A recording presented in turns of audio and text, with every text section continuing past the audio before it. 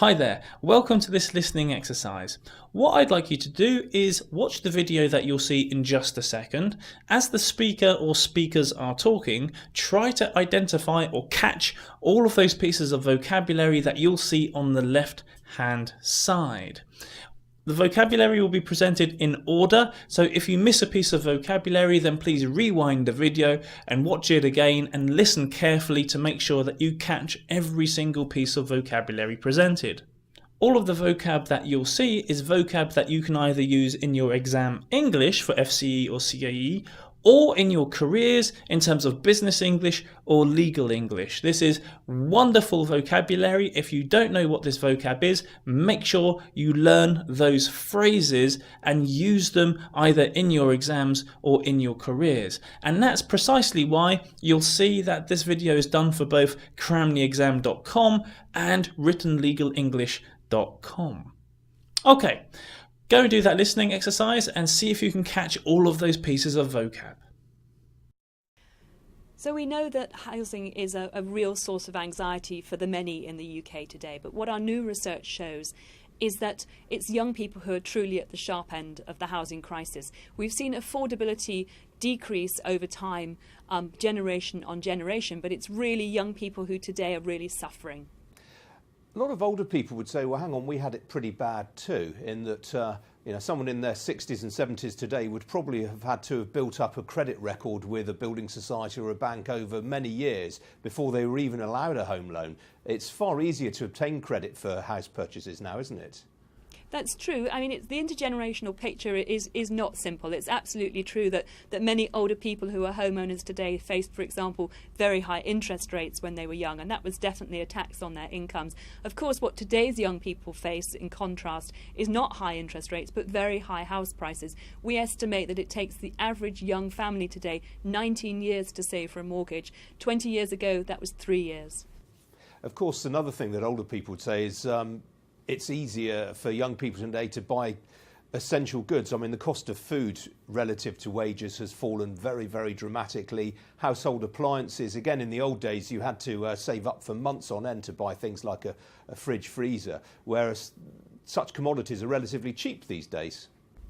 Well, it's true that costs of different goods obviously change over time, and our kind of consumption patterns change over time too. But of course, housing is an absolute essential. We all have to have a home fundamentally. And so the extent to which housing acts as a tax on our income is really important for our living standards. Are we perhaps getting a bit too carried away with the notion of home ownership? I mean, if you take Germany, for example, their home ownership rate is about 51% compared with 63% here. I mean, should we not just accept not everyone is going to be able to buy a home in future? Well, it's certainly true that you can achieve security and you can achieve affordability in different tenures other than home ownership. Germany is a perfect example of where many people do that, and many people decide to rent for the whole of their lives. However, we have to recognise, of course, two key things in the UK. The first is that we have a very unregulated private rented sector, and that means, for example, that you can be given notice with only 2 months before you have to leave a property. The second thing is that in the UK, holding a home is a key way that people build up an asset. In Germany, people have other options for ways to make wealth.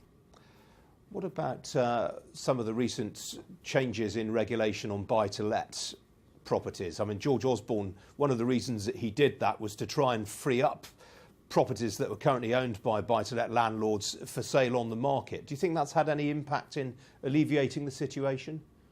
Well, damping off buy-to-let is probably not a bad idea, but if the truth of the matter is that a lot of buy-to-let properties are often at the bottom end of the market, I think there's a real question about what happens if landlords leave that market. Where are people on very, very low incomes going to be able to live?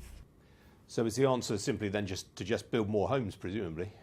Well, building more homes is absolutely part of the solution, but there's other things we could look at too. We could look at regulating the private rented sector, for example. We could look at institutional investment in the private rented sector. We do need to recognise that there's all kinds of ways that people can achieve the security and affordability that they desire from their home in different ways. Good work. I'm sure you managed to catch all of those pieces of vocab.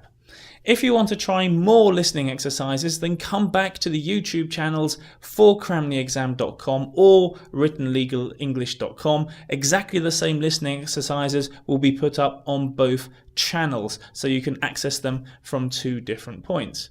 If you want to improve your exam English and do more listening exercises in terms of your FCE or CAE, then go to cramtheexam.com. If you want to improve your business or legal writing, then go along to writtenlegalenglish.com and have a look at the resources we've got there.